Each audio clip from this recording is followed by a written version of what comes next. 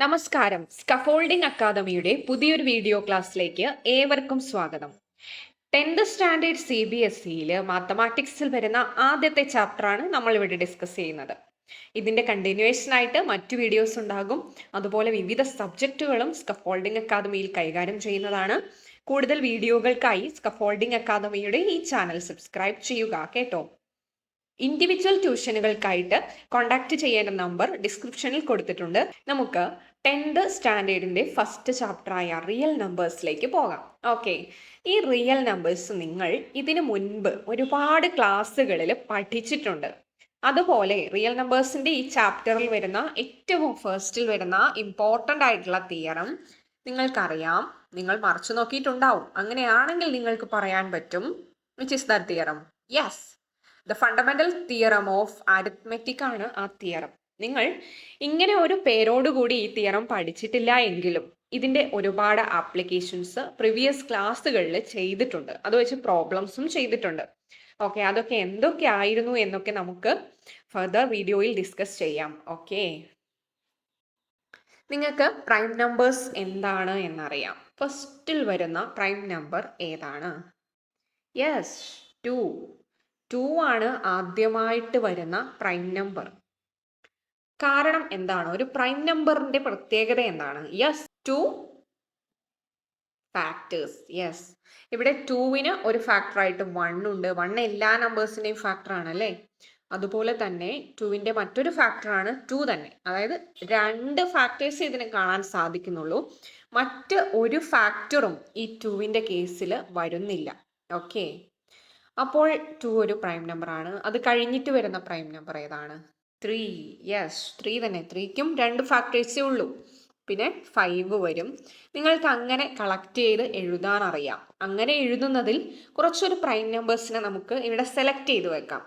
ഞാൻ ഇവിടെ എടുത്തിരിക്കുന്നതും നമ്മുടെ ടെക്സ്റ്റിൽ ഇവിടെ എടുത്തിരിക്കുന്നത് 2, 3, 7, 11, 23 ഇത്രയും പ്രൈം നമ്പേഴ്സ് ആണ്. പക്ഷെ നമ്മൾ ഒരുപാട് പ്രൈം നമ്പേഴ്സിനെ നമുക്ക് എഴുതാൻ സാധിക്കും.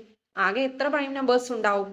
Yes, infinitely many prime numbers ഉണ്ടാകും. ഓക്കെ, എന്നാൽ ഈ 2, 3, 7, 11, 23 എന്ന് പറയുന്ന ഈ പ്രൈം നമ്പേഴ്സിനെ നമ്മൾ ഇവിടെ എടുത്തു വച്ചിരിക്കുന്നത് അതിൽ നിന്നും നമുക്ക് പുതിയതായിട്ട് വേറെ പ്രൈം നമ്പേഴ്സിനെ ഉണ്ടാക്കാൻ സാധിക്കുമോ എന്നറിയാനാണ്. ഈ പ്രൈം നമ്പേഴ്സിനെ മ്യൂച്വലി മൾട്ടിപ്ലൈ ചെയ്ത് നോക്കുക.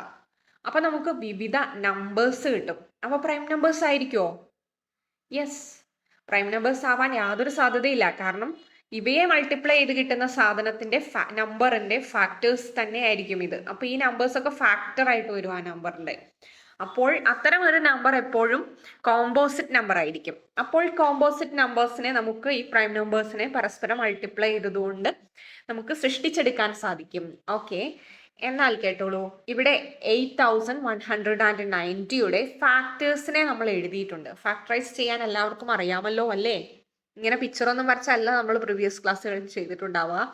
എന്തായാലും ഫാക്ടറൈസ് ചെയ്ത് ഇവിടെ എഴുതിയിട്ടുണ്ട്. അപ്പോൾ ഈ നമ്പേഴ്സിനെ പ്രൈം ഫാക്ടറൈസ് ചെയ്യുമ്പോൾ നോക്കൂ, ഈ ലെഫ്റ്റ് സൈഡിൽ കാണുന്ന നമ്പേഴ്സ് മാത്രമായിട്ട് 2, 3 അതുപോലെ തന്നെ വീണ്ടും 3 വരുന്നു, 5 വരുന്നു, 7 വരുന്നു. പിന്നെ ഏത് നമ്പർ ആയിരുന്നു വന്നത്? യെസ്, 13 എന്ന നമ്പറും വന്നിട്ടുണ്ടെങ്കിൽ ഇവയെ പരസ്പരം മൾട്ടിപ്ലൈ ചെയ്താൽ 8190 നമുക്ക് ലഭിക്കും. അതുപോലെ 4995 നോക്കുന്നു, 3 വരുന്നു ഫാക്ടർ, 3 വരുന്നു ഫാക്ടർ വീണ്ടും, പിന്നെ 5, 7, 13 ഈ നമ്പേഴ്സിനെ ഡിവൈഡ് ചെയ്താൽ ആ നമ്പർ കിട്ടും.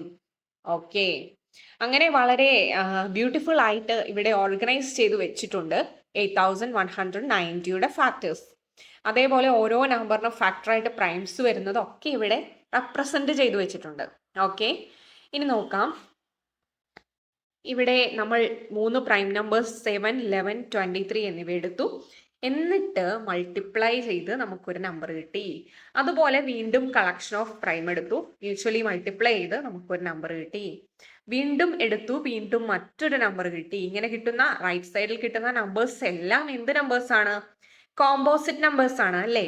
Yes, of course. കാരണം ഇവയൊക്കെ ഈ പ്രൈം നമ്പേഴ്സ് ഒക്കെ ഇവയുടെ ഫാക്ടേഴ്സ് ആയിട്ട് വരികയാണ് ചെയ്യുന്നത്. ഓക്കെ, വാട്ടെവർ, നമുക്ക് കോമ്പോസിറ്റ് നമ്പേഴ്സിനെ പ്രൈം നമ്പേഴ്സ് മൾട്ടിപ്ലൈ ചെയ്തുകൊണ്ട് ഉണ്ടാക്കാൻ സാധിക്കുന്നു എന്ന് കിട്ടി. നമ്മളിവിടെ ആകെ എത്ര പ്രൈം നമ്പേഴ്സാണ് എടുത്തത്? 2ഉം 3ഉം 7ഉം 11ഉം 23ഉം. ആകെ 5 പ്രൈം നമ്പേഴ്സ് എടുത്തിട്ടുള്ളൂ. അതുകൊണ്ട് തന്നെ നമുക്ക് ഒരുപാട് എഴുതാൻ സാധിച്ചിട്ടുണ്ട്. ഇതിൽ കൂടുതൽ നമുക്ക് എഴുതാൻ സാധിക്കും. അതൊന്ന് ശ്രമിച്ചു നോക്കൂ.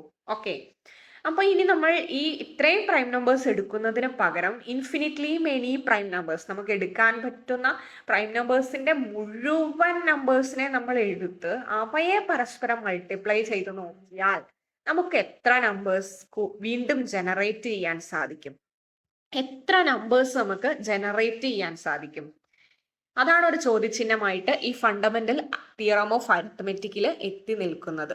ഓക്കെ, എന്നാൽ കേട്ടോളൂ, നമുക്ക് ഈ ലോകത്തുള്ള എല്ലാ കോമ്പോസിറ്റ് നമ്പേഴ്സിനെയും ഈ വിവിധ പ്രൈം നമ്പേഴ്സ് കൊണ്ട് മൾട്ടിപ്ലൈ ചെയ്ത് നമുക്ക് എഴുതാൻ സാധിക്കും എന്നാണ് നമ്മുടെ ഈ തിയറം പറയുന്നത്. ഓക്കെ, അതായത് ഏതൊരു കോമ്പോസിറ്റ് നമ്പർ എടുത്തിട്ടുണ്ടെങ്കിലും നമുക്ക് അവയെ പ്രൈം ഫാക്ടറൈസ് ചെയ്യാൻ പറ്റും എന്നാണ് നമ്മുടെ തിയറത്തിന്റെ മറ്റൊരു വേർഷൻ. ഓക്കെ, നമുക്ക് സെക്കൻഡ് സ്ലൈഡിലേക്ക് പോയി നോക്കാം.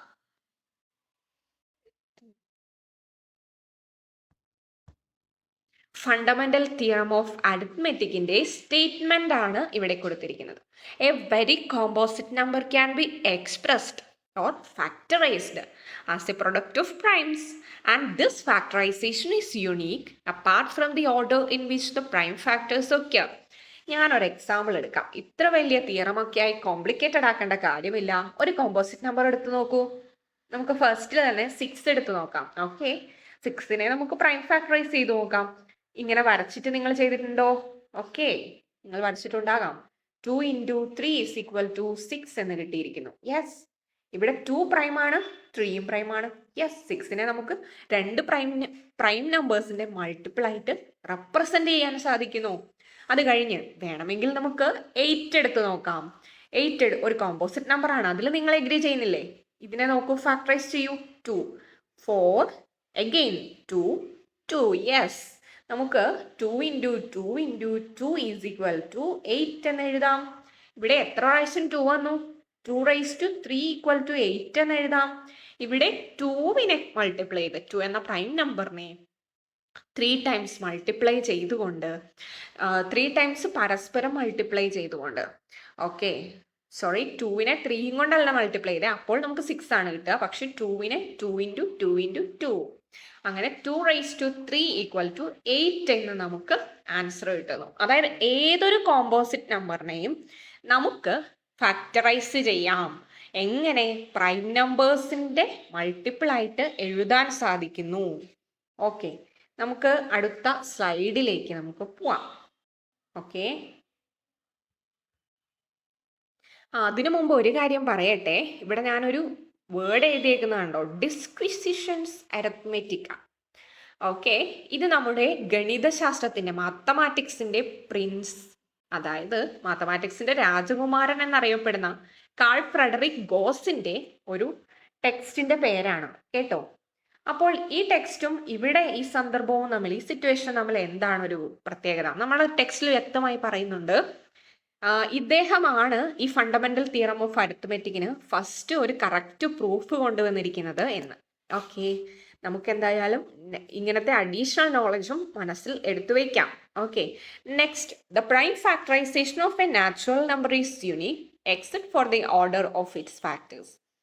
നെഗറ്റീവ് നമ്പേഴ്സിന്റെ കാര്യത്തിൽ കൊണ്ടുചെന്ന് അധികം കോംപ്ലിക്കേറ്റഡ് ആക്കാതെ എപ്പോഴും ശാശ്വതമായ ഒരു സത്യമായിട്ട് നമുക്ക് the prime factorization of natural number unique ആണെന്ന് പറയാം. അതുപോലെ except for the order of its factors എന്നാണ് പറയുന്നത്. നമുക്ക് എക്സാമ്പിൾ എടുത്ത് ചെയ്ത് കാണിച്ചു തരാം. ഇവിടെ നോക്കിക്കോളൂ, നമ്മൾ പറഞ്ഞു ഏതൊരു നമ്പറിനെയും പ്രൈം ഫാക്ടറൈസ് ചെയ്യാമെന്ന്. ഇപ്പോൾ നമ്മൾ ഫാക്ടറൈസ് ചെയ്ത ആ പ്രൈംസിനെയൊക്കെ എഴുതുകയാണെന്ന് വിചാരിക്കാം. അവയെ നമ്മൾ അസെൻഡിങ് ഓർഡറിലാണ് റീഅറേഞ്ച് ചെയ്തിരിക്കുന്നത് എന്ന് വിചാരിക്കുക. ഇവിടെ ഇപ്പം 32,716 ഇവിടെ പ്രൈം ഫാക്ടറൈസ് ചെയ്ത് എഴുതി വെച്ചിരിക്കുന്നത് കണ്ടോ?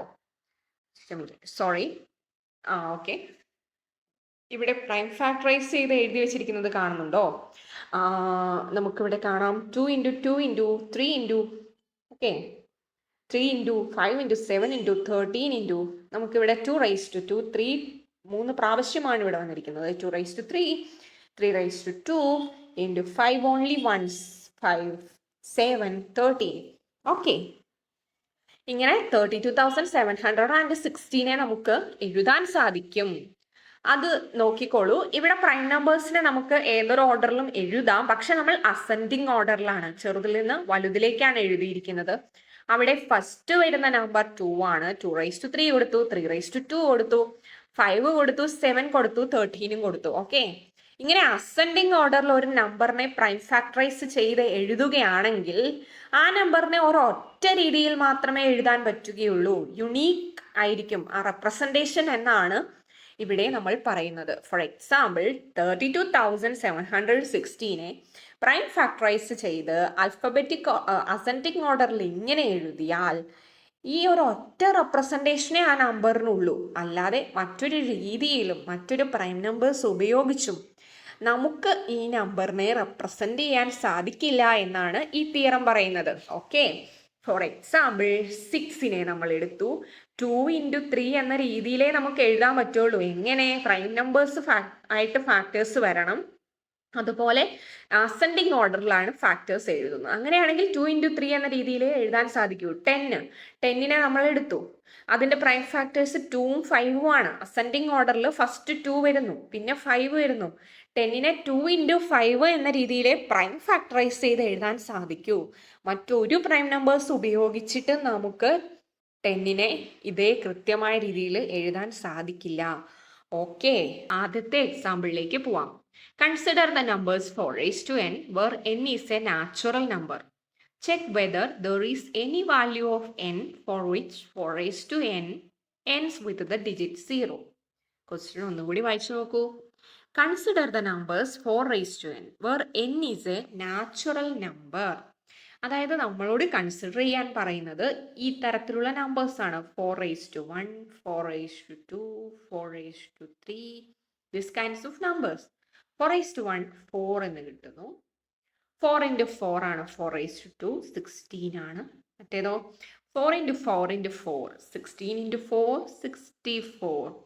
ഇങ്ങനെ നമ്മൾ എഴുതി പോവുകയാണെങ്കിൽ 4 ഏതെങ്കിലും നമ്പർ, ഒരു നമ്പർ ലാസ്റ്റ് ഡിജിറ്റ് 0 ആയിട്ട് വരുമോ എന്നാണ് ചോദിക്കുന്നത്.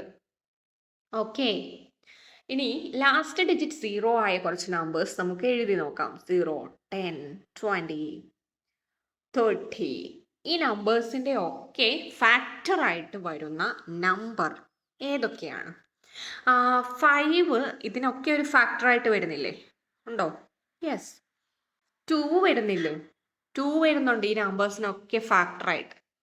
ഓക്കെ, ഇനി നമുക്ക് വേറൊരു രീതിയിൽ നമുക്ക് 4:n എഴുതി നോക്കാം. 4:n എന്ന് പറഞ്ഞാൽ 4നെ നമുക്ക് 2:2 എന്ന് എഴുതാം. 2:2 n എന്ന് എഴുതാം. ഓക്കെ, നമുക്ക് മൾട്ടിപ്ലൈ ചെയ്യാൻ അറിയാമല്ലോ. ഈ 2ഉം nഉം കൂടിയല്ലേ മൾട്ടിപ്ലൈ ചെയ്യണ്ടേ? അപ്പൊ നമുക്ക് എങ്ങനെ എഴുതാം? 2:2n എന്ന രീതിയിൽ നമുക്ക് 4:n എന്ന് പറയുന്ന എല്ലാ നമ്പേഴ്സിനെയും എഴുതാം. അപ്പോൾ നമുക്കിവിടെ എൻഷുർ ആവുന്നുണ്ട് 2:2 എന്ന് പറയുന്നത് 4:n എന്ന് എഴുതാൻ പറ്റുന്ന എല്ലാ നമ്പേഴ്സിന്റെയും ഒരു പ്രൈം ഫാക്ടർ ആണ്. 2ന്റെ കാര്യം ഇവിടെ എൻഷുർ ആവുന്നുണ്ട്. ഇനി 5ന്റെ കാര്യം എടുത്തു നോക്കൂ. 2:n എന്ന് എഴുതാൻ പറ്റുന്ന എല്ലാ നമ്പേഴ്സിനെയും പ്രൈം ഫാക്ടറൈസ് ചെയ്യുന്നത് ഒരേ ഒരു രീതിയിലാണ്. അത് നമ്മൾ ഫണ്ടമെന്റൽ തിയറം ഓഫ് അരിത്മെറ്റിക് ഉപയോഗിച്ച് ചെയ്തു. അതായത് ഈ നമ്പേഴ്സ് ഇങ്ങനെ എഴുതാൻ പറ്റുന്ന 4:n എന്ന രൂപത്തിൽ എഴുതാൻ പറ്റുന്ന എല്ലാ നമ്പേഴ്സിനെയും 2 ഇൻറ്റു 2 ഇൻറ്റു 2 ഇൻറ്റു 2 ഇൻറ്റു എന്ന രീതിയിലേ എഴുതാൻ സാധിക്കൂ. 2 ഇൻറ്റു 2 ഇൻറ്റു 2 ഇൻറ്റു അങ്ങനെ നമുക്ക് കുറെ പ്രാവശ്യം എഴുതാൻ സാധിക്കുകയുള്ളൂ. മറ്റൊരു പ്രൈം നമ്പർ ഇതിൽ ഇൻവോൾവ് ആകുന്നേ ഇല്ല. അതായത് നമ്മുടെ 5 ഒരിക്കലും ഈ കേസിൽ ഇൻവോൾവ് ആവില്ല. അപ്പോൾ 5 ഒരിക്കലും ഇങ്ങനെ എഴുതാൻ പറ്റുന്ന 4:n എന്ന് എഴുതാൻ പറ്റുന്ന ഒരു നമ്പറിന്റെ ഫാക്ടറായി വരുന്നില്ല. ദാറ്റ് മീൻസ് 5 വന്നാലേ 0 വരികയുള്ളൂ. അപ്പം 0 വരികയും ഇല്ല. അപ്പൊ fundamental theorem of arithmetic base ചെയ്തിട്ടാണ് നമ്മളിത് പ്രൂവ് ചെയ്യാൻ നോക്കുന്നത്. ഓക്കെ, നമുക്കിനി അടുത്ത പ്രോബ്ലത്തിലേക്ക് പോകാം.